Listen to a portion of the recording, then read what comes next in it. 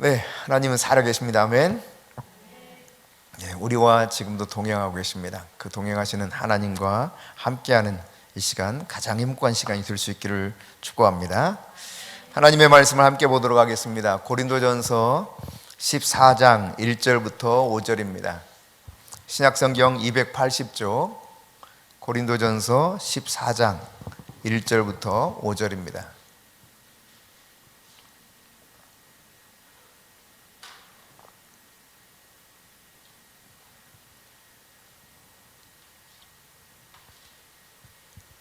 함께 하나님 말씀을 받도록 하겠습니다. 사랑을 추구하며 신령한 것들을 사모하되 특별히 예언을 하려고 하라. 방언을 말하는 자는 사람에게 하지 아니하고 하나님께 하나니 이는 알아듣는 자가 없고 영으로 비밀을 말함이라. 그러나 예언하는 자는 사람에게 말하여 덕을 세우며 권면하며 위로하는 것이요 방언을 말하는 자는 자기의 덕을 세우고 예언하는 자는 교회의 덕을 세우나니 나는 너희가 다 방언 말하기를 원하나 특별히 예언하기를 원하노라. 만일 방언은 말하는 자가 통역하여 교회의 덕을 세우지 않으면 예언하는 자만 못하니라. 아멘. 올해는 목요일 저녁 계속해서 성령의 은사에 대해서 성령께서 우리 가운데 어떻게 찾아오셔서 역사하시는가 이런 부분들을 함께 살펴보고 있습니다.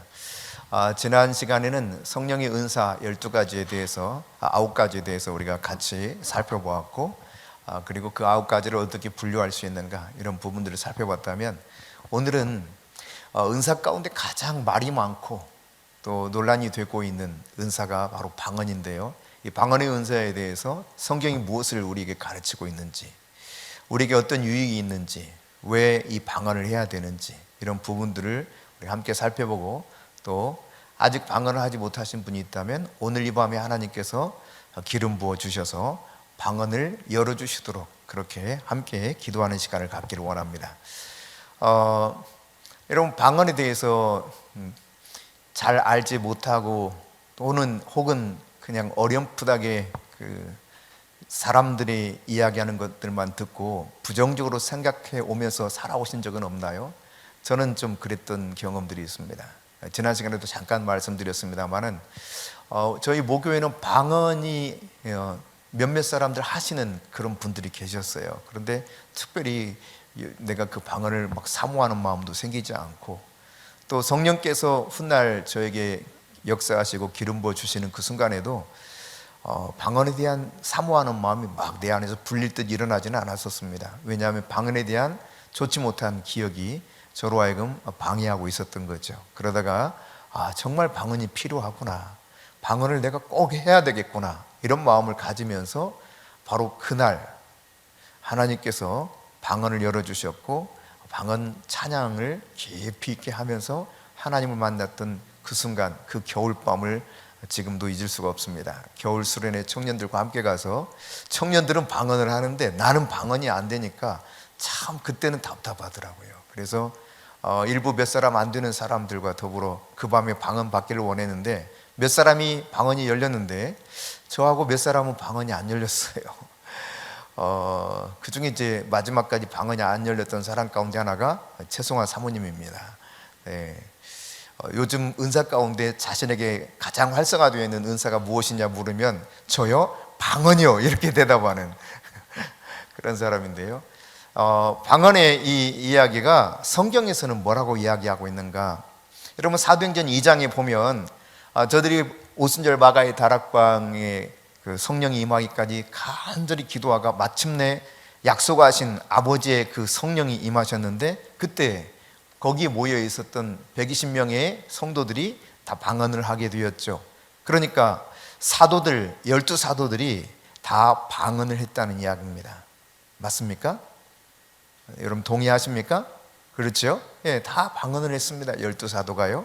그런가 하면 고린도전서 14장 전체를 읽으면 더 유익할 텐데 시간 관계상 좀 5절까지만 읽었는데요. 18절에 보면 이렇게 기록하고 있어요. 18절 같이 읽습니다. 내가 너희 모든 사람보다 방언을 더 말함으로 하나님께 감사하노라. 여러분 사도 바울은 자신이 다른 사람보다 방언을 많이 하는 것에 대해서 하나님께 감사한다 그랬습니다.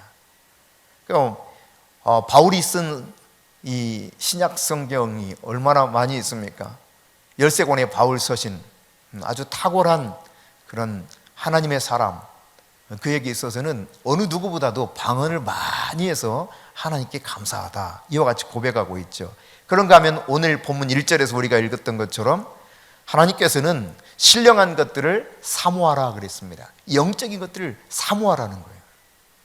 그러니까 영적인 것들을 나와 관계없는 것처럼 그렇게 여기면서 살아가는 사람들이 성도들 가운데 상당수 있습니다.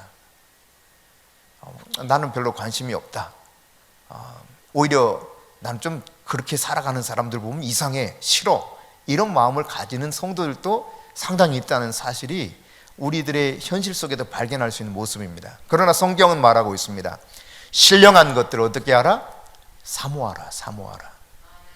신령한 것들을 사모하라 그랬어요. 이것이 성경의 가르침이에요. 영적인 것 중에 속하고 있는 이 방언도 사모해야 될 것 가운데 하나라고 하는 것이죠, 분명하게. 그런가 하면 여러분 4절에 보면은 이 방언이 자기의 덕을 세우나니 그랬습니다. 여기 덕을 세우나니라고 하는 것은 오이코모데오라고 하는 단어를 사용하고 있는데, 집을 건축하다, 세우다, 재건하다, 그런 뜻을 가지고 있어요. 그러니까 여러분 은사가 이제 은사적인 기름 부으심 속에서 오는 은사가 9가지라면 성경에 나타나는 것이, 이 9가지 은사 가운데 모든 것들은 교회의 덕을 세우기 위해서 하나님께서 주신 은사들이라고 가르치고 있습니다. 교회를 더 잘 세우기 위해서 하나님이 효과적인 무기로 주신 것이 은사들이라는 거예요. 근데 그 중에 하나, 나 자신을 건강하게 세우기 위한, 영적으로 건강하게 세우기 위한 그런 무기와 같은 것이 있는데, 그 영적인 은사가 뭐냐? 방언이라는 겁니다. 그러니까 방언은 하면 할수록 유익한 겁니다. 많이 하면 할수록 유익한 거예요. 로버트 하이들더 목사님이 계시는데요, 이분은 이제 방언이 열리고 나서부터 얼마나 이 방언이 기뻤는지 아침에 일어나자마자 눈 뜨자마자 방언을 했대요. 그런가 하면 잠자리 들기 전에도 항상 방언을 했답니다. 그뿐만 아니라 개인적으로 이렇게 우리가 새벽에 기도하든 언제 기도하든 늘 방언으로 기도했다는 거죠. 거기서 멈추지 않습니다. 운전을 해도 뭘 해도 방언하면서 기도했다는 거예요. 저는 예전에 어느 목사님이 본인은 하루에 8시간 내지 9시간 기도를 하신다 그러더라고요. 그래서 그게 가능해? 제가 이런 영적인 것들에 대해서 확 열려있지 않은 상태였기 때문에 그게 가능할까? 그런데 이제 물론 제가 영적인 것들에 대한 기름 부으심이 있어서 사역을 하고 있었어요. 병든 자를 향해서 기도하면서 하나님의 놀라운 은혜로 고쳐지기도 하고, 하나님 지식의 말씀을 주셔서 누가 어디가 아픈지 신방을 가도 가르쳐 주시고, 예배를 드릴 때도 가르쳐 주시고, 기도하면 낫고, 뭐 이런 일들을 행하고 있음에도 불구하고 저는 방언을 여전히 못하고 있었습니다.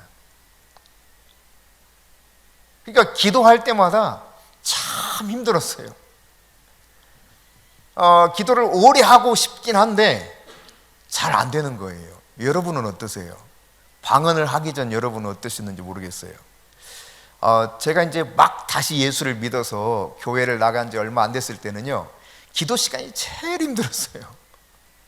막 사람들은 뜨겁게 기도하는데, 줄기차게 기도하는데, 무슨 기도가 이렇게 천산유수처럼 막 흘러나오는데 나는 기도할 게 별로 없는 거예요. 기도 막 열심히 하고 눈 떠보면, 시계 보면은 기껏 해봤자 3분 지나 3분, 막 열심히 하다 보면 또 2분 지나서 10분을 채우기가 그렇게 힘들어요. 정말 힘들었어요. 그래서 제가 기도를 진지하게 아주 열심히 쏙 빠져서 하는 최 목사님을 당시에 봤을 때 너무 신기했어요. 수요일 날 어느 날 예배를 갔는데, 수요 예배를 드리는데요, 그날따라 이제 2층에 올라가서 예배를 드렸습니다. 근데 약간 늦게 그날 오더라고요, 2층으로.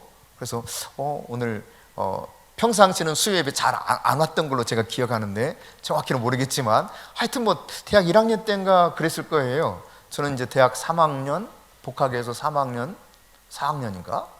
잘 모르겠다. 어쨌든 뭐, 그런데 수요일 날 이렇게 와서 기도를 이제 예배가 마치고 목사님이 이제 말씀을 다 전하시고 함께 통성 기도하시고 자유롭게 기도하고 이제 자유롭게 기도하는 시간을 갖거든요. 근데 뭐 저는 이제 열심히 기도한다고 해도 5분 10분 지나면 이제 엉덩이가 들썩들썩해요. 그래서 아이고 막 더 이상 못하겠다 하고 이제 일어서는 거죠.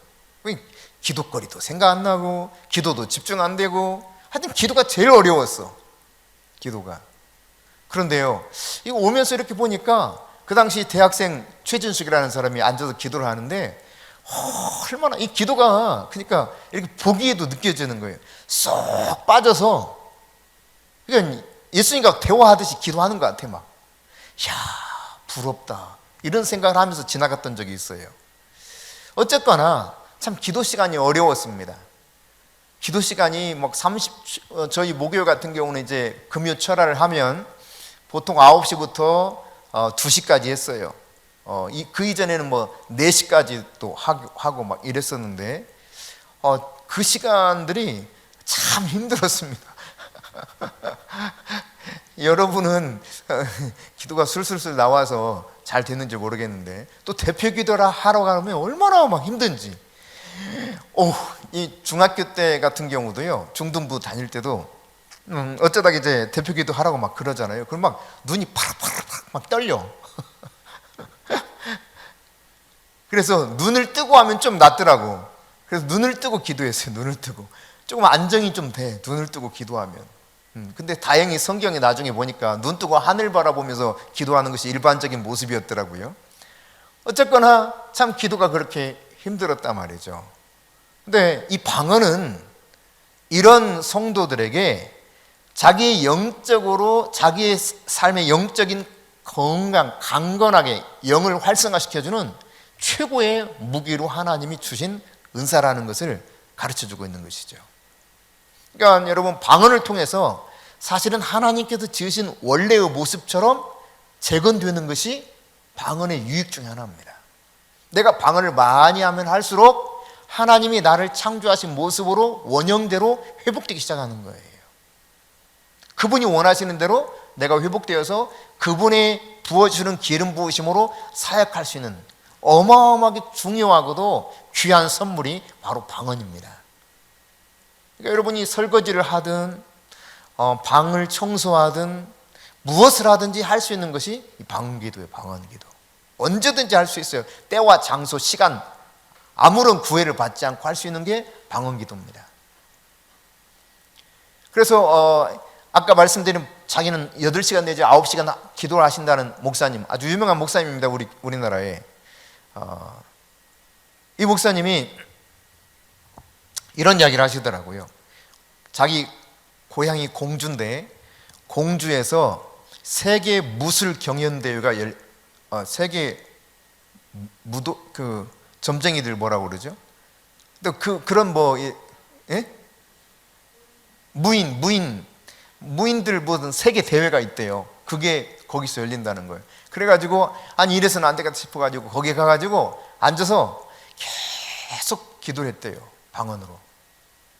그냥 크게 들리면 안 되니까 그냥 입만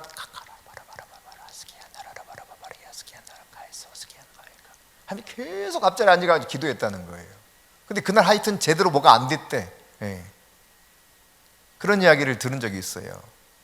저희들이 이제 개척하고 나서 교회에서 한 1km 채 떨어지지 않은 1km 정도 떨어졌을까요? 대략 뭐 그 정도, 1km 이내 정도, 1km 그 정도 떨어진 곳에 무녀학원이 있었습니다. 무녀학원. 아주 이북 무녀를 기르는 무형문화재 뭐 이런 사람이었어요. 그래서 야, 세상에 무녀학원도 있구나.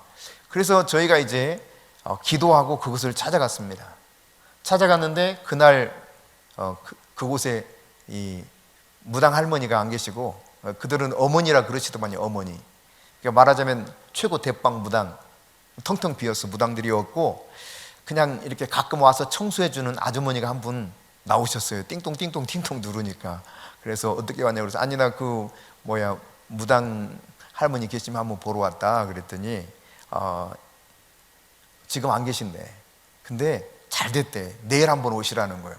그래서 내일이 무슨 날인데 그러냐 그랬더니 그날은 다 계시고, 그리고 내일은 말하자면 신내림하는 굿을 한다는 거예요.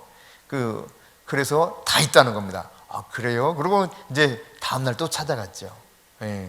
그날 이제 저하고 최 목사님하고 최송아 사모님, 최성주 권사님, 이영애 집사님 그렇게 갔나요? 이영애 집사가 없었나 있었나 모르겠다.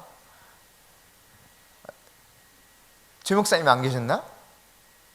나도 헷갈리네. 하여튼 네 사람이 갔던 것 같은데 그 중에 한 사람이 빠져가서 네 사람이 갔던 것 같아요. 갔어. 가가지고 기도하고 갔죠. 어떻게 기도했느냐? 하나님, 저들의 눈을 가리시고 귀를 가려 주옵소서 하고 갔는데요. 이제 뭐 구슬하면서 신내림을 받으려고 막 하더라고요. 그냥 돼지 잡아가지고 돼지 배를 갈라서 막 거기다가 그냥 머리를 집어넣고 흔들면서 돼지 피를 막 발라가면서 아주 그냥 정말 뭐라고 표현하지 못할 아주 그냥 해괴한 짓을 하더라고요. 그러면서 신내림을 원하는 거예요. 근데 이제 저희가 그때 거기 가서 보혈 찬송을 불렀습니다. 주의 보혈 능력이 또다 주의 피 믿오 막 이렇게 부르는데 제가 그랬어요. 야, 우리 주의 보혈을 찬양하자. 주의 보혈을 찬양을 하는데요, 무당이 전혀 알아듣지를 못해요.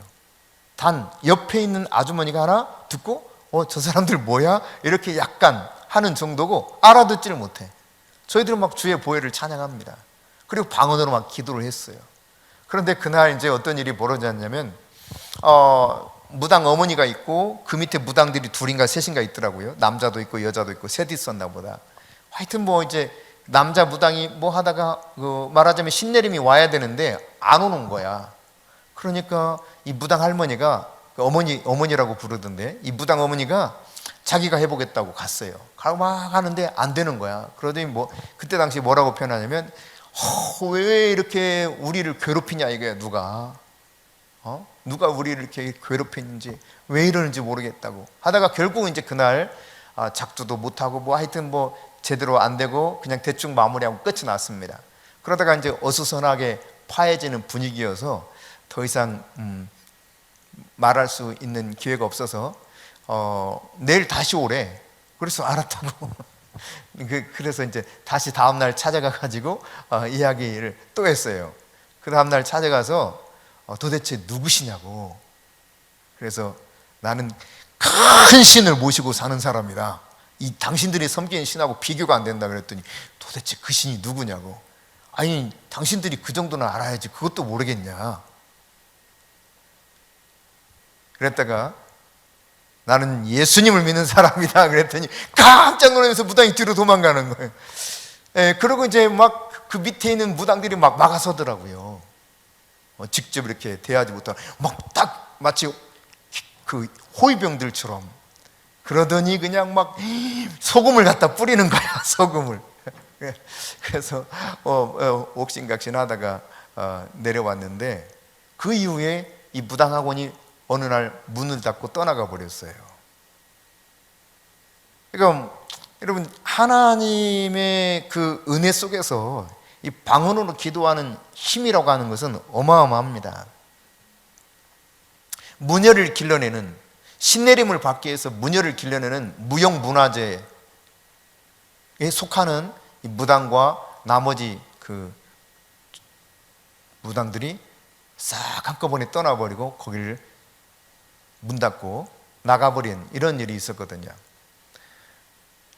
여러분, 오늘 성경을 보면은 오이코도메오, 자기의 덕을 세운다. 나를 영적으로 건강하게 한다. 하나님이 본래 설계하셨던 원래의 그 모습처럼 다시 재건하게 하는 놀라운 은사가 방언이에요. 방언. 자, 여기까지만 생각을 해봐도 해야 되겠어요? 안 해야 되겠어요? 많이 해야 되겠어요? 조금만 하고 말겠어요? 많이 하면 할수록 유익한 것이 방언인 것입니다.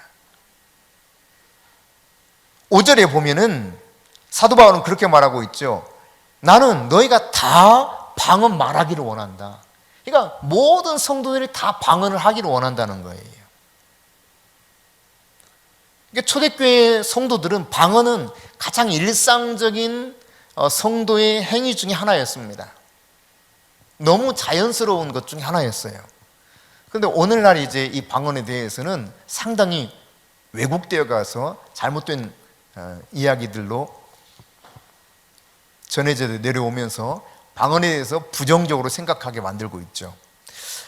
특별히 이제 세대주의자들이 그런 주장을 강하게 하기도 했었는데, 이 세대주의자들은 인류 역사를 7세대로 분류를 합니다. 그래서 자, 한번 보시면 첫 번째 세대는 죄가 없는 세대라는 거예요. 인노센스. 창조에서부터 인류 타락 이전까지. 그럼 두 번째는 양심 세대, 칸서스. 양심으로 살아가는 때라는 거예요. 인류 타락 시작 때부터 노아 때까지. 세 번째는 인간 통치 세대, 휴먼 가버먼트. 그래서 노아 시대로부터 아브라함까지를 이야기하고 있고, 네 번째는 약속 시대라 해서 프라미스, 아브라함부터 모세까지. 그리고 율법 시대가 나옵니다. 모세부터 그리스도까지. 그 다음 은혜 시대, 교회 시대를 일컫고, 그 이후에 이제 왕국 시대, 하나님의 킹덤이 온다는 거죠. 이 천년왕국, 이때를 이렇게 나누어서 세대별로 나누어서 하나님이 역사하시고 말씀하시기 때문에 그때마다 성경을 약간 다른 관점으로 해석해야 된다는 거죠. 이런 부류가 이제 대표적인 성령의 은사에 대해서 왜곡시켜서 바라보는 대표적인 사람들인데, 이와 유사하게 세대주의는 아닐지라도 성경을 해석할 때 이 은사가, 하나님이 주셨던 은사들이 이미 다 사도시대의 끝이 났다고 해석합니다. 왜 그러냐? 나름 성경의 근거를 가지고 반박을 하면서 그렇게 이야기하죠. 예를 들면 이런 거예요. 고린도전서 13장 8절, 9절, 10절 보면, 자, 한번 읽어볼까요? 사랑은 언제까지나 떨어지지 아니하되 애언도 패하고 방언도 그치고 지식도 패하리라. 우리는 부분적으로 알고 부분적으로 예언하니 온전한 것이 올 때에는 부분적으로 하던 것이 패하리라. 자, 봐라, 온전한 것이 오면 부분적으로 하던 것이 패하여진다고 하지 않았느냐라고 하면서 이제 이 방언, 예언 이런 것들 다 끝이 났다. 이 온전한 것이 무엇이냐 그러면, 세대주의적 입장에서는 이 온전한 것을 무엇으로 해석하냐면, 하나님의 성경 말씀, 신약 성경이 완성된 때, 신약 성경이 정경화된 때가 바로 온전하게 다 끝이 났다고 보는 거예요. 그래서 이때로부터 이제 더 이상 이런 기적은 없다는 겁니다. 그 기적은 다 이때 끝나버렸다는 거예요. 그때까지로 온전한 것이 왔기 때문에 더 이상 필요가 없다는 거, 이렇게 해석합니다. 그러나 이것은 성경을 부분적으로 떼어다가 자기들이 필요한 그 의미대로 해석하는 잘못된 해석이에요. 성경을 해석할 때는 문맥을 반드시 봐야 됩니다. 문맥에서 지금 이 전체 이야기하고자 하는 흐름 속에서 이게 어떤 의미인가를 알아야 되거든요. 자, 그러면 온전한 것이 올 때는 부분적으로 하던 것이 패하리라 그랬는데, 도대체 그럼 온전한 것이 무엇인가? 그때는 언젠가? 라고 하는 것을 보여주고 있는 것이 12절에 나와요. 12절 읽어보면, 우리가 지금은 거울로 보는 것 같이 희미하나 그때에는 얼굴과 얼굴을 대하여 볼 것이요, 지금은 내가 부분적으로 하나 그때에는 주께서 나를 아신 것 같이 내가 온전히 하리라. 여러분, 그때가 언제입니까? 지금 이때가 온 것이 온 때고, 이때 다 폐허해지는 때를 말하는데, 이 그때는 언제를 말할까요? 예수님이 다시 오시는 재림의 때를 말하고 있는 것입니다. 그런데 이 성경을 이상하게 해석해 버리는 거죠. 그러면서 또 한편 잘못 해석하는 것 중에 하나가 뭐냐면, 고린도전서 12장 31절에 보면, 너희는 더욱 큰 은사를 사모하라. 내가 또한 가장 좋은 길을 너에게 보이리라 하면서 13장으로 시작되거든요. 이 13장은 사랑에 대해서 말씀하고 있습니다. 근데 이 부분을 해석할 때에도 상당수의 목사님과 신학자들이 사랑이 최고 큰 은사라고, 더 큰 은사라고, 더욱 큰 은사라고 해석하는 분들이 많이 있어요. 그렇지만 사랑은 은사가 아닙니다. 좋은 길이에요, 길. 이 은사를 사용하는 좋은 길이고, 더욱 큰 은사를 사모하라면서 은사에 대해서 계속 은사를 활용하는 방법, 길에 대해서 설명한 다음에 은사에 대해서는 다시 14장에서 재차 다시 언급하고 있는 거예요.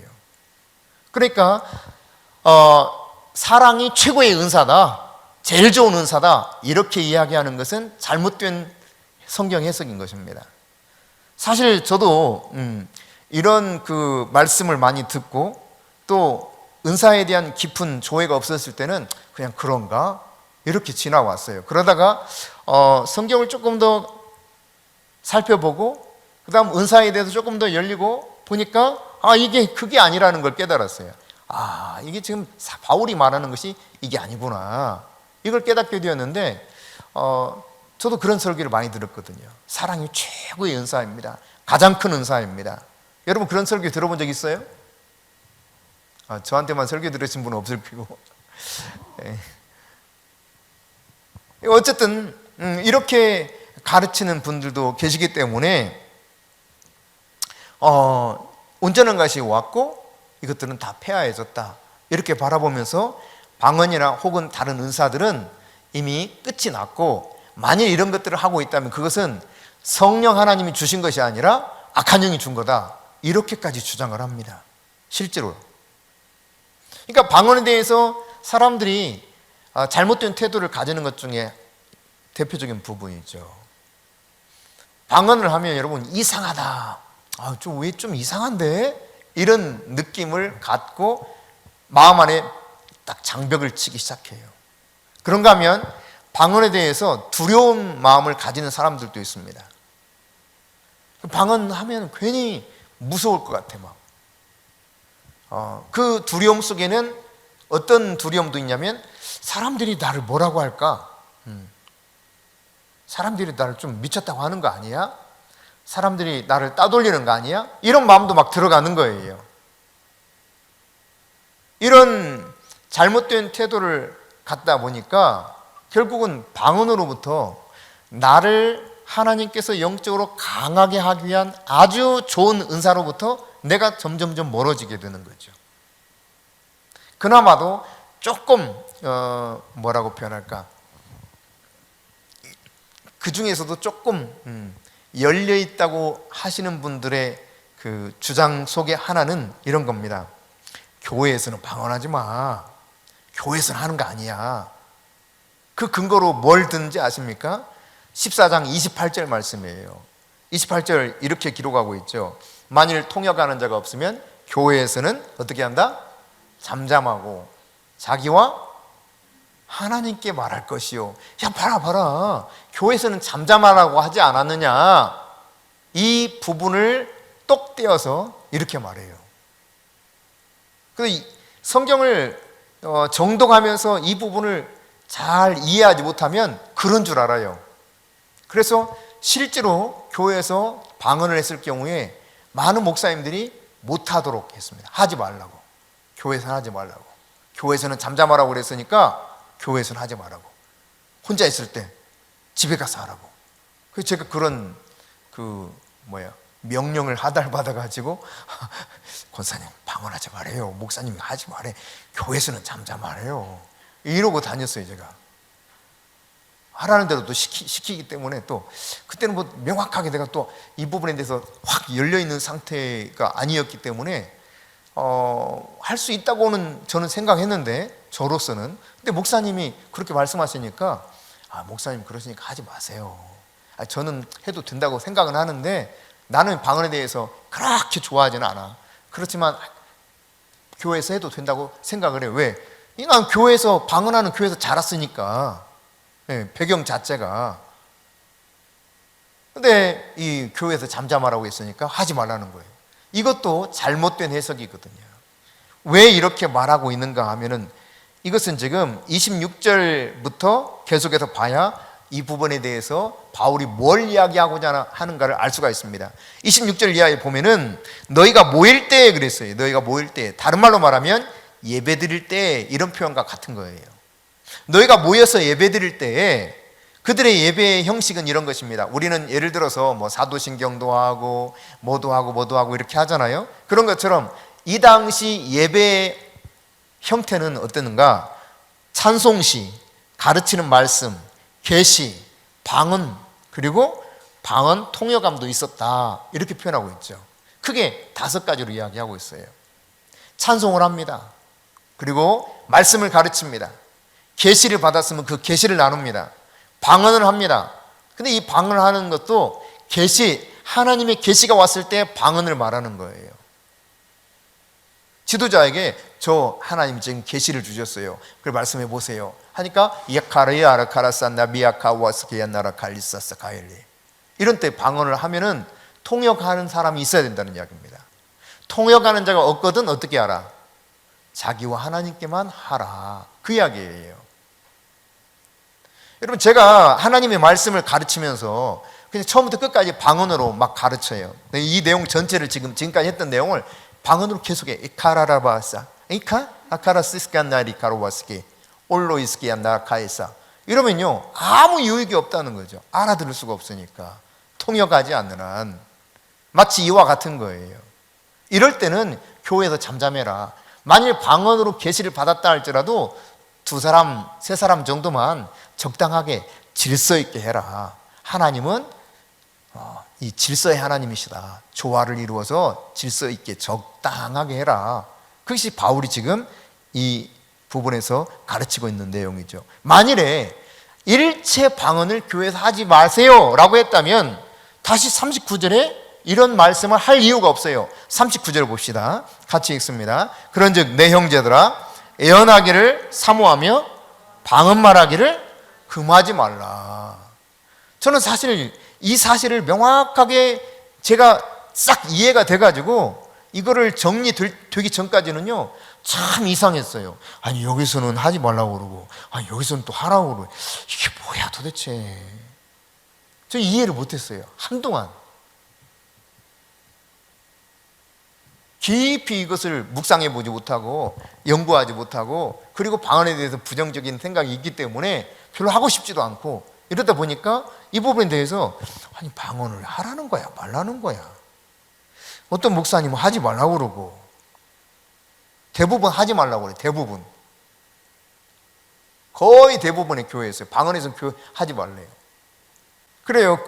말씀드렸던 것처럼 만일 교회에서 일체 방언을 하지 말라 했다면 방언에 대해서 다시 이렇게 이야기하는 것은 앞뒤가 맞지 않는 이야기죠. 문맥을 보면 확실하게 이때 방언하지 마세요라고 하는 것은 바로 그 예배 시간에 그 예배를 징하는 도중 계시를 받았는데 방언으로 계시받았다. 통역하는 자가 없으면 잠잠하라. 이렇게 가르치고 있는 부분이라는 것을 이해하고 여러분이 보실 수 있기를 바랍니다. 이해되셨죠? 방언은요, 그러니까 하나님께서 주신 능력으로 내가 이해하지 못하는 말을 하면서 내 영이 하나님께 뭔가를 표현하는 거예요. 그러니까 의미 없는 막 주절주절 하는 그런 게 아니라는 이야기입니다. 아무 의미도 없이 시끄럽게 왜 저렇게 하지? 이런 게 아니라는 거예요. 방언에 대해서 사도행전 2장 4절에 보면은 이 방언을 뭐라고 표현하고 있냐면 성령이 충만하게 하셔서 그들이 성령이 말하게 하심을 따라서 말을 했는데 거기서 나온 말이 어떤 말이라고 그랬습니까? 다른 언어들로 말하기를 시작하더라. 그게 방언이에요. 다른 언어. 그러니까 방언은 other tongues, 다른 언어입니다. 이 세상의 일반적인 언어와 다른 언어예요. 물론 이 세상의 언어도 그 속에 속해 있습니다. 속해 있을 수 있어요. 천사의 말과 같은 하늘의 이 언어 외에 이 방언 속에는 인간이 사용하는 언어를 하기도 해요. 실제로. 여러분 이 방언은 고린도전서 14장 22절에 보면은 이 방언은 믿지 아니하는 자들에게 주시는 하나님의 표적이라고 가르쳐주고 있습니다. 그러니까 믿지 아니하는 자들이 뭔가 있다 이렇게 알게 해주는 것이 방언이라는 거예요. 실제로 여러분 미군이 일본에서 생활하다가 일본 여자를 만나서 결혼했습니다. 그래서 다시 이제 그 군생활 다 임무를 마치고 미국으로 돌아가서 사는 거예요. 그러다가 이제 자기가 섬기는 교회 가서 예배를 드립니다. 둘이 이제 잘 살긴 하는데 문제가 뭐냐면 이 부인은 여전히 예수를 안 믿어요. 불교 신자예요. 불교 신자. 하지만 이제 남편이 교회를 가자고 하면 어쩌다 한 번씩 교회를 가는 거예요. 어느 날 이제 교회를 가서 앉아서 예배 시간인데 이 사람, 이 부부 옆에서 어떤 중년 여인이 아주 뜨겁게 기도하는 겁니다. 그런데 이 교회가 순복음 교회였어요. 순복음. 이제 분위기 좀 짐작해 보시겠죠. 그러다 보니까 기도가 어떨까요? 이제 주로 방언을 기도해요. 방언을. 그래서 방언을 막 뜨겁게 기도하는데 남편이 막 기도하는데 이 아내가, 일본인 아내가 막 여보 저거 들어보라고. 뭐 저 들어봐. 그러더니 뭐라고 그러냐면 저 사람이 나한테 지금 말을 해. 왜 너 부처를 그렇게 열심히 쫓아다니냐고. 부처가 너한테 해줄 수 있는 게 아무것도 없는데 너 예수를 믿어야 되지 않겠냐고.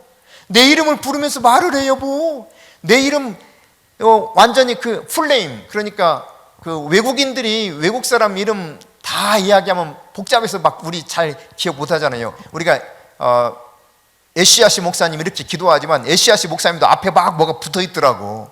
길어. 그러니까 이런 거 잘 빼버리고 에시아시 목사님 이렇게 우리가 하는 것처럼 이 일본인 여자 부인도 그렇게 미국에 가가지고 자기 그 풀네임 다 이야기하지 않고 짤막하게, 예를 들어 아야꼬라고 불러주세요. 하나꼬라고 불러주세요. 이렇게 이제 이야기하는 거죠. 미치꼬라고 불러주세요. 예. 그래요. 하여튼 이렇게 간단하게 이야기했는데 말이지 풀네임을 이야기하면서 나를 부르면서 저 사람이 지금 내 이름을 정확하게 부르면서 풀네임을 다 이야기하면서 내가 미국에 와서는 아무에게도 말하지 않았는데 저 사람이 내 이름을 풀네임을 부르면서 나한테 지금 이야기를 하고 있다. 그것도 일본어로. 게다가 그냥 평범한 일본어가 아니라 절에서 사용하는 불교적 일본어를 사용하면서 정확하게 지금 그렇게 이야기하고 있다. 어머, 이게 무슨 일이야? 그리고 나서 그 다음부터 이 사람이 예수를 믿게 된 거예요. 근데 이와 유사한 일들이 많이 있습니다. 오픈도어즈의 창시자, 이름이 갑자기 생각이 안 나는데요. 이분이 이제 성경을 가지고 굿소리언 지역에 계속 복음을 전했거든요. 차에 트렁크에 가득 실었어요. 이거 걸리면 그대로 붙들려 가는 거예요. 하나님께 기도하고 무작정 가는 거예요, 이분은. 어느 날, 국경을 넘는데 딱 트렁크 열어봐라. 딱 여는 거죠. 그런데 뭐 성경이 다 있는 거지. 근데 막 자기도 모르는 언어가 갑자기 나오더래. 그래서 막 가이스칸나 막 가이스콘네 막 이렇게 막 한참을 이야기했다는 거예요. 근데 그 사람이 알아듣고 막 이야기해 주고받고 했다는 거예요. 그러니 트렁크 내리고 가라 그러더래. 근데 간이 진짜 콩알만 해주고 막 뭐 심장이 두근두근 했대요. 아니 거기 트렁크 열면 그대로 그냥 다 보이는데 트렁크에 다 들어있는데 빼곡하게 성경책이. 그래서 나는 이제 끝장이구나 생각하고 트렁크를 그렇게 열었는데요. 소련말이 갑자기 나오더라는, 소련말이. 러시아어가 갑자기 나오면서 그 사람은 아주 막 재미있게 막 그 두세 명 그 보초 설고 있는 국경의 사람들하고 막 이야기하고 막 깔깔거리더니 가라고 그러더라는 거예요. 그 뒤로 여러분 러시아어가 나옵니까 안 나옵니까? 안 나와. 동일하게 나오진 않는데 이런 일들을 제가 그 철의 장막을 뚫고 그 사람이 쓴 책을 보면서 아주 흥미롭게 봤었어요. 그러니까 이런 일이 실제로 일어나고 있다는 이야기입니다. 이 외에도 아주 다양한 예들이 많아요.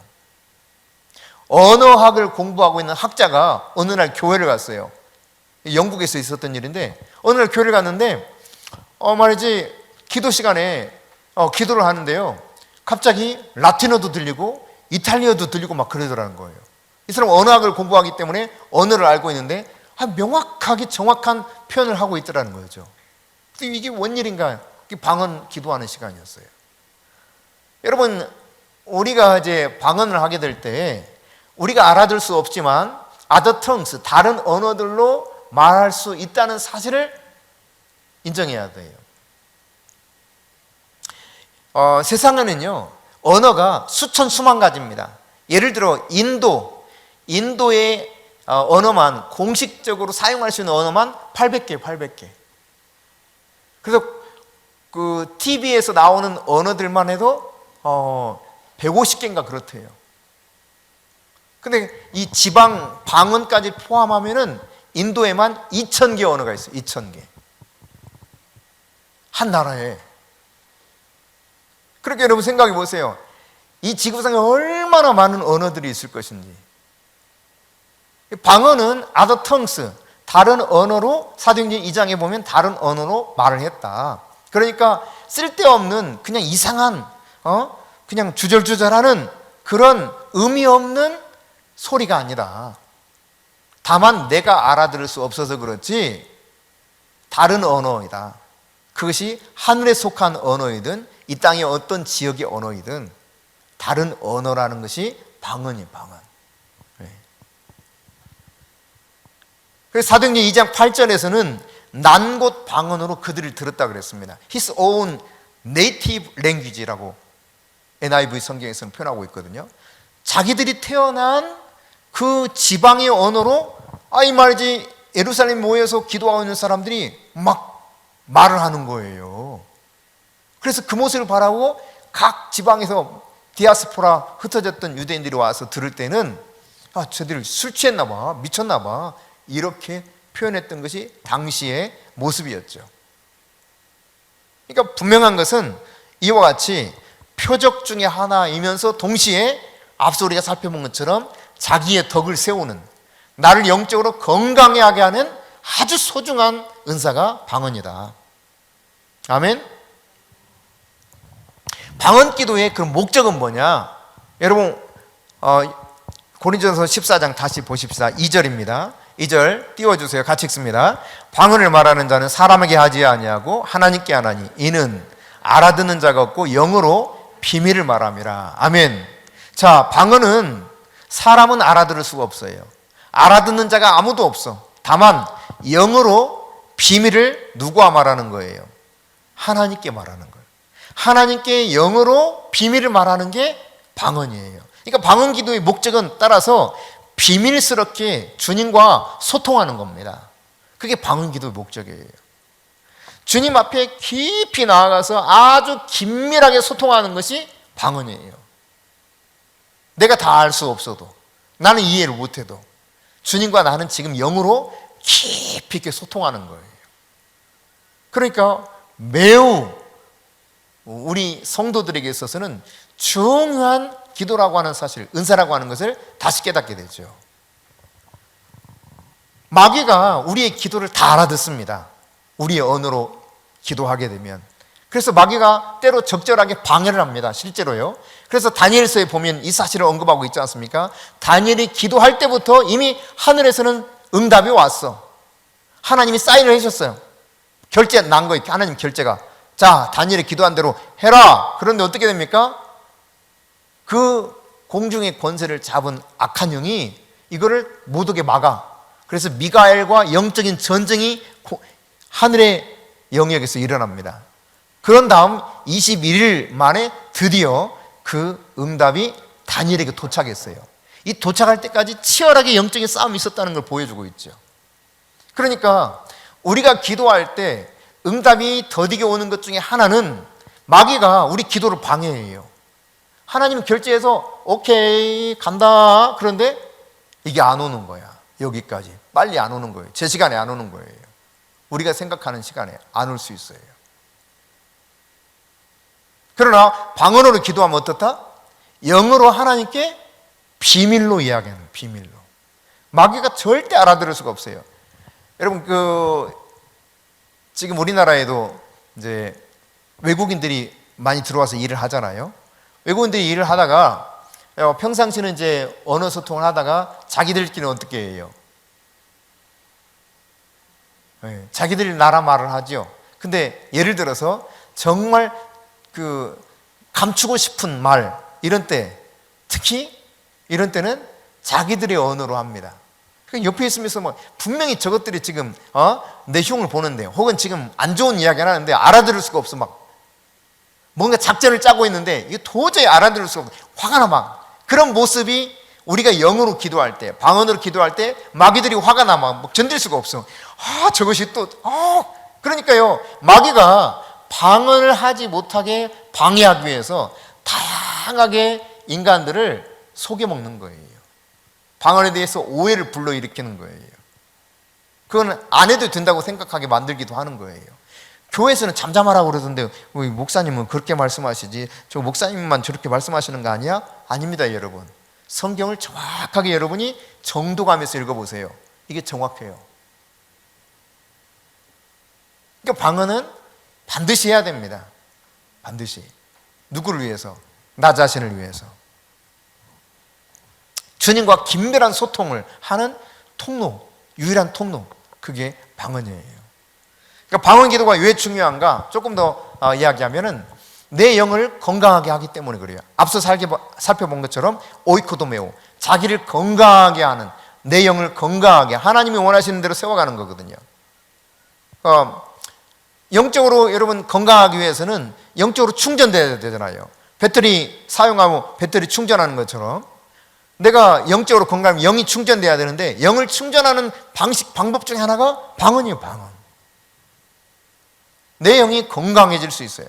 그런가 하면 방언으로 기도하면 기도가 강력해집니다. 15절입니다. 15절 같이 읽습니다. 그러면 어떻게 할까? 내가 영으로 기도하고 또 마음으로 기도하며 내가 영으로 찬송하고 또 마음으로 찬송하리라. 여기 보면 영으로 기도한다고 했어요. 영으로. 그러니까 여러분 피곤하거나 아니면 막 잡생각이 들면 기도 잘 돼요? 안 돼요. 정말 어렵습니다. 그런데요, 방언 기도는 잘 돼. 비교가 확실하게 될 만큼. 피곤할지라도 약간 잡생각이 들어도 상관없이 방언 기도가 잘 돼요. 물론 완전하게 집중해서 했을 때가 최고조의 영적으로 하나님과 교통할 수 있는 아주 좋은 상태이죠. 그렇지만 내 삶이 막 복잡하고 어수선해도 방언 기도는 할 수 있어요. 기도가 그러니까 그만큼 강해지는 것입니다. 뿐만 아니라 찬양도 강해져요. 영으로 찬양하고 그리고 마음으로 찬양하리라 그랬잖아요. 그러니까 내 영이 찬양할 수 있어요. 그러니까 영적인 찬양을 할 수 있다는 이야기입니다. 방언으로 찬양할 수 있다는 이야기, 한마디로 말하면. 그러니까 우리가 찬송을 부르고 싶은데 내가 너무 다운돼 가지고 찬송도 안 나와. 그럴 때는 방언으로 찬송할 수 있어요. 방언으로. 여러분이 그냥 이전에 그런 방언 찬송을 경험해 보신 분이 계시겠지만 그런 경험이 없는 분도 계실 거예요. 그냥 여러분이 한번 방언으로 영어로 찬양할 수 있다고 그러니까 그 사실을 그대로 인정하고 그냥 자연스럽게 입을 벌려서 찬송을 하되 혀가 성령께서 혀를 이끄시는 대로 찬송을 해보세요. 그러면 방언 찬양을 할 수 있게 됩니다. 내가 낙담될 때, 힘겨워서 지칠 때, 이럴 때 영어로 찬양하면 찬양이 강력해집니다.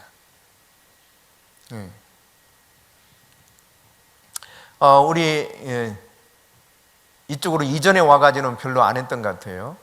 계산동에 있었을 때는 그래도 많이 했었던 것 같은데 이전에 오고 나서는 그다지 많이 하지는 않았던 것 같습니다. 영어로 찬양하기도 했었잖아요. 함께. 그렇게 영어로 찬양하면 내 찬양이 강력해지는 거예요. 하늘 문이 열리는 거예요. 막혔던 것들이 뚫어지는 거예요. 찬송을 통해서 히스기야가 적진을 휘젓는 하나님의 역사가 임하게 만드는 것을 우리가 보지 않습니까? 찬양을 원수 마귀들이 제일 싫어합니다. 어마어마하게 싫어해요. 정말 싫어해요. 그냥 인간적인 표현으로 학을 떼듯이 싫어합니다. 찬송을 그렇게 싫어해요. 그러니까 우리가 찬양을 영어로 해보세요. 얼마나 힘들겠어요. 그러니까 영적인 고문을 하는 거야, 말하자면. 그렇게 표현하면 옳을지 모르겠지만 마귀에게는 영적인 고문 같은 거예요. 2절을 다시 보시면 아까도 우리가 살펴봤지만 우리가 방언으로 기도하면 어떻게 기도하는 것이냐? 알아듣는 자가 없고 하나님께 비밀로, 영어로 비밀을 말하기 때문에 다시 말해서 귀신들이 우리의 기도를 방해할 수가 없습니다. 이게 방언 기도에 있어서 중요한 점 가운데 하나예요. 내가 방언으로 기도하면 귀신이 내 기도를 방해할 수가 없어요. 마지막으로 방언 기도가 왜 중요하냐? 영적인 원수들을 대적할 수 있는 힘이 생겨요. 에베소서 6장에 보면은 하나님의 전신갑주를 입어서 영적 전투를 하라고 가르치면서 그 끝부분에 이렇게 말하고 있죠. 무시로 성령 안에서 기도하고. 그러니까 영으로 기도하는 것이 원수 마귀와 싸우는데 아주 강력한 무기가 될 수 있다는 이야기입니다. 우리를 영적으로 무장시키는 것이 방언 기도예요. 그러면 여러분, 누가 방언을 할 수 있습니까? 자, 여기서부터 이제 잘 들으셔야 돼요. 누가 방언을 할 수 있는가? 여러분, 누가 방언을 할 수 있느냐? 성령으로 거듭나서 성령으로 충만한 사람은 누구든지 가능합니다. 그러니까 다르게 표현하면, 조금 더 확대해서 표현하면, 예수를 믿는 사람이라면 누구든지 방언할 수 있어요. 성령이 임했을 때 외적으로 드러나는 현상 가운데 가장 뚜렷하게 나타나는 큰 특징이라고 할까? 첫 번째 사인이라고 할까? 그게 방언이에요. 방언. 성경에서 보면. 자, 성경을 찾아봅니다. 사도행전 2장 4절입니다. 보십시다. 같이 읽습니다. 그들이 다 성령의 충만함을 받고 성령이 말하게 하심을 따라 다른 언어들로 말하기를 시작하니라. 마가의 다락방에서 있던 이야기죠. 그런가 하면 여러분 10장 44절부터 46절입니다. 함께 읽습니다. 베드로가 이 말을 할 때 성령이 말씀 듣는 모든 사람들에게 내려오시니 베드로와 함께 온 할례 받은 신자들이 이방인들에게도 성령 부어주심으로 말미암아 놀라니 이는 방언을 말하며 하나님 높임을 들음이러라.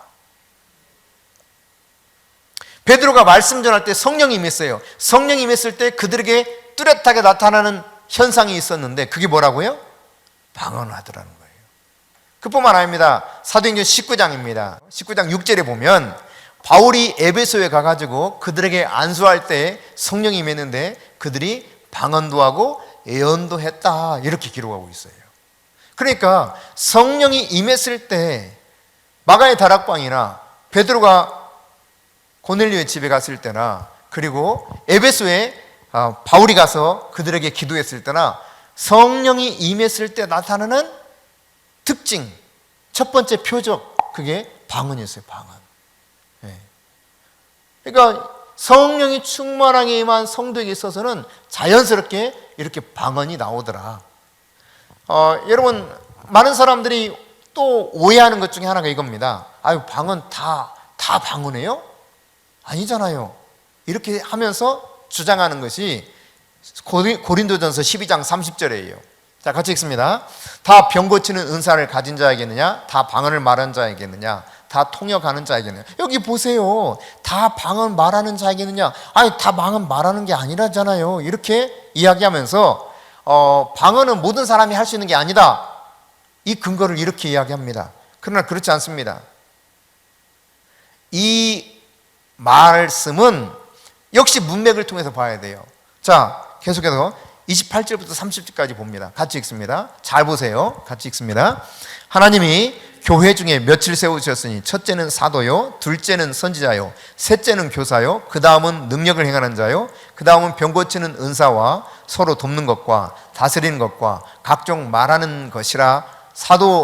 말하는 것이라. 다 사도이겠느냐? 다 선지자이겠느냐? 다 교사이겠느냐? 다 능력을 행하는 자이겠느냐? 다 병 고치는 은사를 가진 자이겠느냐? 다 방언을 말하는 자이겠느냐? 다 통역하는 자이겠느냐? 여기서 말하는 이 방언, 통역, 방언 혹은 어떤 사도, 선지자라고 했을 때 이것은 은사의 기름 부으심, 은사가 그렇게 표현되는 것을 말하기보다 은사적 직분을 지금 이야기하고 있는 거예요.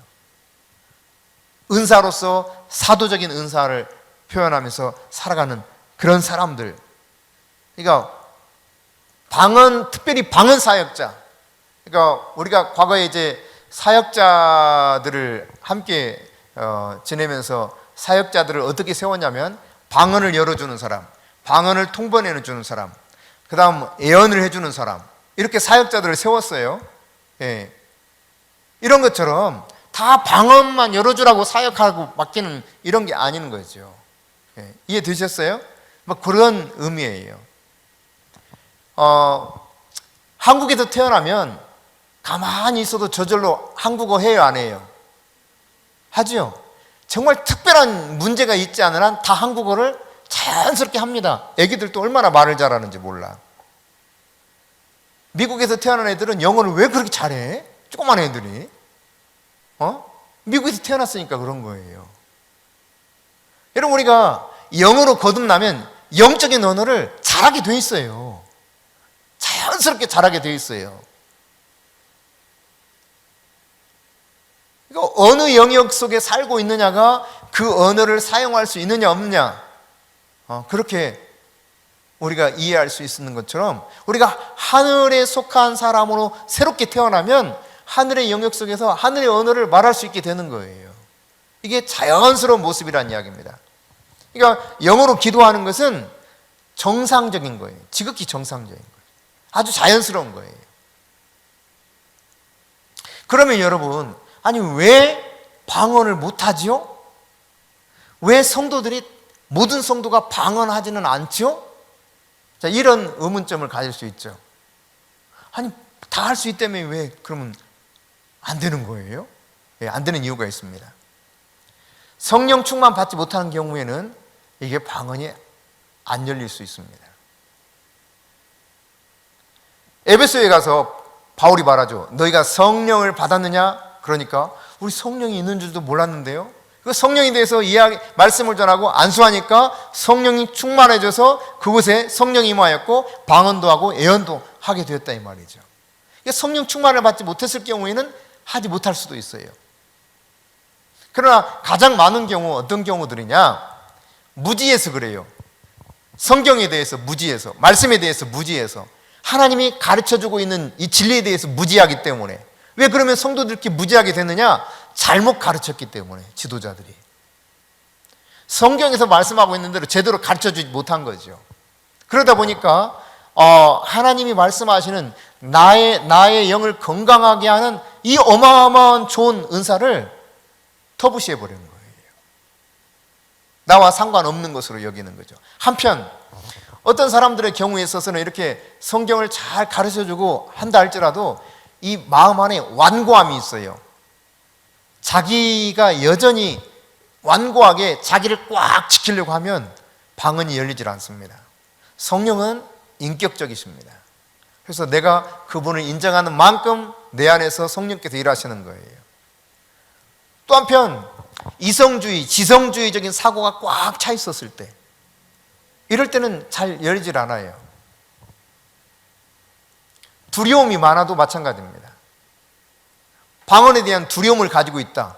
그러면 성령이 이 두려워하는 사람을 막 억지로 확 열어버리지 않습니다. 의심이 가득 차도 마찬가지예요.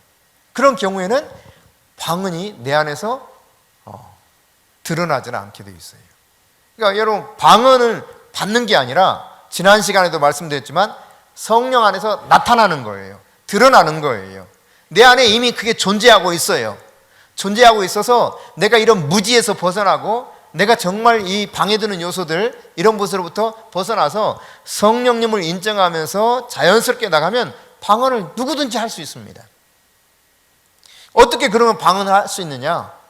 나도 방언을 하고 싶은데 어떻게 할 수 있습니까? 첫째, 내 마음을 잘 살펴봐야 돼요. 같이 해봅시다. 자신의 마음을 잘 살펴봅시다. 이 말은 무슨 말이냐면 진짜 내가 은사를 원하냐 이 말이에요. 방언의 은사를 진짜 원하느냐? 저는 원하지 않았었다니까요. 그래서 다양한 사역들을 하고 있으면서도 지식의 말씀을 통해서 믿음으로 병을 고치고 있음에도 불구하고, 귀신을 내어 쫓고 있음에도 불구하고 저는 여전히 방언을 못하고 있었어요. 왜? 내 안에서 마음이 여기에 대해서 열려있지 않았기 때문에. 그러니까 내 자신의 마음을 살펴봐야 돼요. 내가 진짜 원하는지, 만일 의심하거나 두려움은 없는지, 이런 것들이 있다면 정리해놔야 되겠죠. 두려워하는 것에 대해서 회개하고 다 정리한 다음에, 주님, 내가 정말 원합니다. 나에게 이 방언을 열어주십시오. 이 방언이 자연스럽게 표출되게 해주십시오. 이렇게 기도해야 되겠죠. 두 번째, 이어지는 것인데, 기도하고 주님을 기다리는 거예요. 주님이 약속하셨으니까 구하는 자에게 좋은 것을 주실 줄 알지 못하느냐 그랬어요. 누가복음에서는 이것을 뭐라고 말하냐면 구하는 자에게 성령을 주시지 않겠느냐 약속하셨거든요. 그러니까 분명히 주님은 약속하셨습니다. 구하는 자에게 준다는 거예요. 그러니까 구하세요. 기도하세요. 그리고 기다리세요. 만일의 경우 기도했는데도 방언이 나와서 안 돼, 이럴 수도 있어요. 간혹. 여러분, 그렇다고 낙담하거나 포기하지 마세요. 괜찮습니다. 제가 그런 케이스예요. 방언에 대해서 이제 방언이 정말 필요하구나, 나도 방언을 해야 되겠구나, 이 시간 기도하면 하나님께서 방언을 열어주십니다. 그분이 그냥 그 강사 목사님이 막 주야 하면서 기도를 막 어마어마하게 뜨겁게 했어요. 막 여기에서 저기에서 막 그 방언이 터졌습니다. 함께 갔던 우리 청년들도, 방언 그동안 못했던 친구들도 막 방언을 하게 됐어요. 3사람인가 2사람 빼고 나 포함해서. 근데 난 안 흔들리는 거야. 근데 방언 아직도 안 되는 사람 손을 들으라고 그래. 창피하지면 어떡해. 손을 들었죠. 그랬더니 이 목사님 하시는 말씀이, 포기하지 마세요. 낙심하지 마세요. 오늘 밤 잠을 자지 마세요. 기도걸로 들어가세요. 가서 기도하세요. 그럼 하나님이 열어주실 겁니다. 그런 거예요. 그래서 내가 오늘 잠을 안 자고라도 진짜 방언이 나한테서 나타나기를 하나님 원합니다 하고 이제 잠자러 청년들 다 들어갔는데 저는 이제 기도하러 갔어요. 기도하러 가가지고 막 하나님 앞에 간절히 기도하는 거예요. 근데 한 15분이나 했을까? 20분이나 했을까? 갑자기 혀가 말리면서 진짜 아름다운 언어로 기도가 되기 시작하는 거예요. 한참을 그렇게 기도하다가 갑자기 또 막 방언으로 찬양이 나와. 얼마나 아름답든지. 여러분, 혹시 그냥 한번 기도해가 안 됐다고 여러분 낙심하지 마세요. 포기하지 마세요. 포기하지 아니하면 때가 이름에 거두리라. 반드시 하나님 열어주십니다. 물론 거의 즉각적으로 다 열어주셔요. 국민일보 기자였던 전병선 집사님을 여러분 아실 거예요. 이분이 고등학교 CCC 활동하면서 열심히 신앙생활을 했던 사람이에요. 고등학교 때부터. 대학 CCC 할 때도 그때마다 수련회 가가지고 제일 원하는 기도, 제1번 기도가요, 방언 받는 거였대.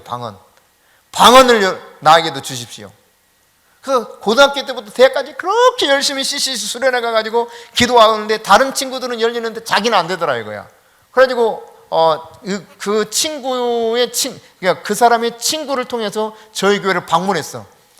막 우리 개척해가지고 아마 2주인가 됐을 때였을 거예요. 우리가 뭐 아무것도 없이 개척했기 때문에 컴퓨터 모니터 안 쓰는 거 있는데 쓰실래요? 그래서 그럼 좋다고, 감사하다고, 잘 쓰겠다고. 그랬더니 그거 가지고 온 거예요. 겸사겸사. 나에 대해서 이야기를 듣고 우리 교회에 대해서 일어난 일들에서 이야기를 듣고 궁금하기도 하고. 그래서 자기는 기자니까 그냥 아무렇게나 감정에 따라서 믿지 않는데요. 기승전결이 딱 정리가 돼야 되고 이해가 돼야 되고 그렇다는 거예요. 어쨌든 이렇게 쭉 설명했어요. 방언에 대해서. 방언을 쭉 설명해주고, 방언 오늘 즉각 열린다. 아니 목사님, 내가 고등학교 CCC 때부터 대학 CCC 때까지 그렇게 거의 10여 년간, 그리고 지금 사회생활 하면서까지 계속해서 10년도 넘었구나, 이렇게까지 기도하면서 했는데 안 열렸는데 오늘 그냥 열린다고요? 네, 그랬어요. 1분 안에 열린다. 1분 안에. 방언 1분 안에 열린다. 장담한다 내가. 그랬어요. 그랬더니 진짜 그러면 그렇게 해달라는 거예요. 알았다. 근데 내가 그거 안 해도 된다. 우리 사역자들 그거 다 한다.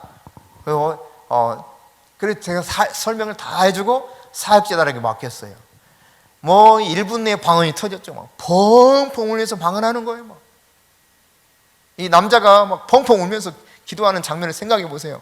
얼마나 10여 년이 넘도록 방언을 그렇게 사모하면서 방언하기를 원했는데, 아무리 기도해도 안 되는데, 설명 듣고 그냥 한 1분 기도했는데 퍽 터져버린 거야.